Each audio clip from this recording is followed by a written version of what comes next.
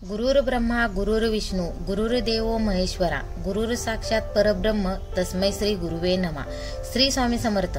स्वामी भक्तांनो, आपल्या Swami Samarth motivation channel मध्ये आपले स्वागत आहे।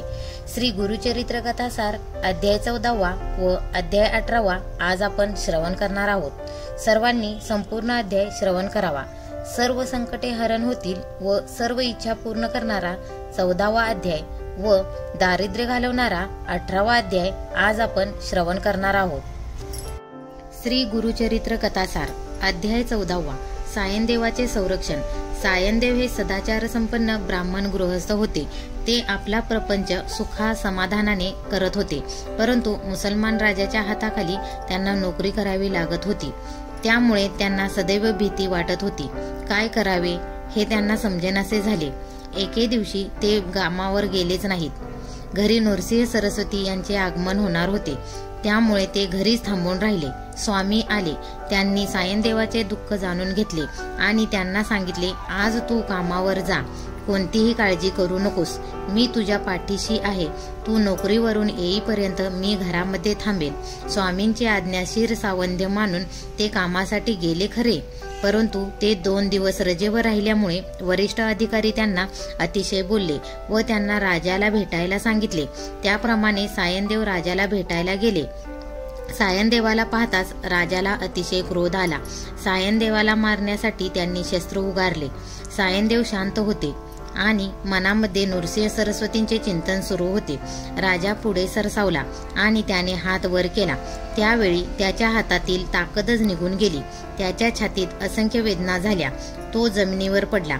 वेदनांनी त्याचा जीव कासावीस झाला। आपल्यावर कोणीतरी प्रहार करीत आहे असे त्या राजास वाटू लागले।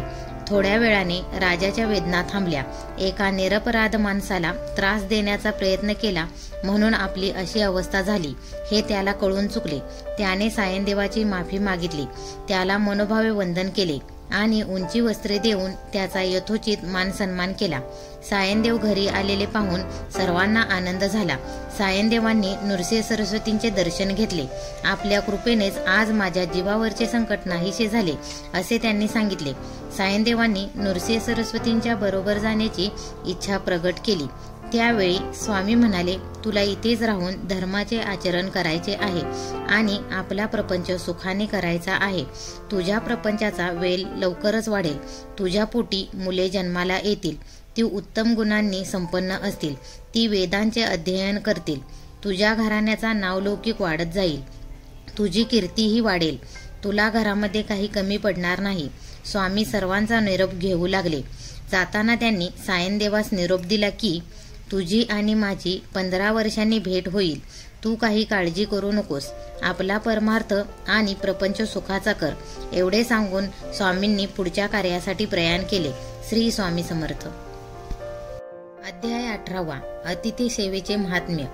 नरसिंह सरस्वतींचे नरसोबाच्या वाडीला 12 वर्षे वास्तव्य होते। तेथे कृष्णा व पंचगंगा नद्यांचा परमपवित्र संगम आहे। नरसिंह सरस्वती रोज ठराविक घरी जाऊन भिक्षा मागत असत। मिळणारी भिक्षा संगमाच्या पाण्याने पवित्र करून ते प्रसाद भोजन करत असत। मिळेल ते अन्न अत्यंत सुखासमाधानाने ग्रहण करून ते सदैव तृप्त असत। एके दिवशी स्वामी भर दुपारी एका ब्राह्मणाच्या घरी भिक्षा मागण्यासाठी आले। अतिथी आलेले पाहताच त्या ब्राह्मणाने त्यांना मनोभावे वंदन केले।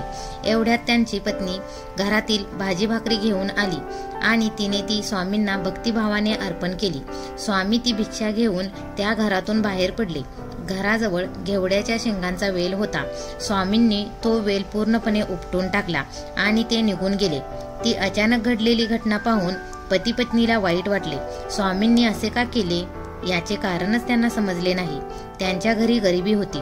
घेवड्याच्या शेंगा खाऊन ते अनेक वेळेला आपली भूक भागवत असत, परंतु आता वेलच काढल्यामुळे शेंगा पुन्हा मिळणार नव्हत्या।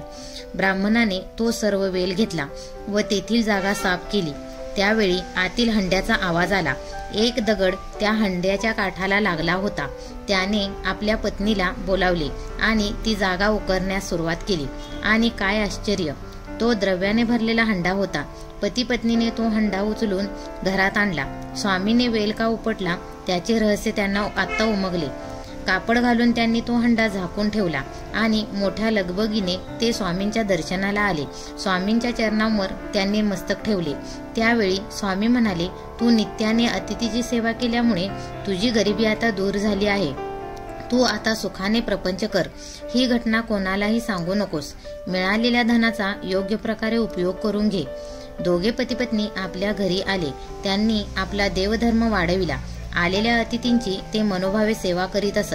कधीही कोणाला त्यांनी विनमुख पाठविले नाही. आपल्याला अचानक मिळालेली संपत्ती ही दानधर्मासाठी आहे हे त्यांनी जाणले होते. सत्कर्मासाठी या संपत्तीचा उपयोग करून घेण्याचे त्यांनी ठरविले. अचानक घडलेली ही गोष्ट त्यांनी कोणाला कधी सांगितली नाही. भारतीय संस्कृतीमध्ये अतिथीचे महत्त्व अनन्यसाधारण आहे. अतिथी देवो भव ही आपली सत्य संकल्पना आहे. दान हे जीवनातले महत्त्वाचे कार्य आहे. अतिथी म्हणजे तिथी न सांगून आलेला माणूस. त्याचा योग्य आदर सत्कार करावा.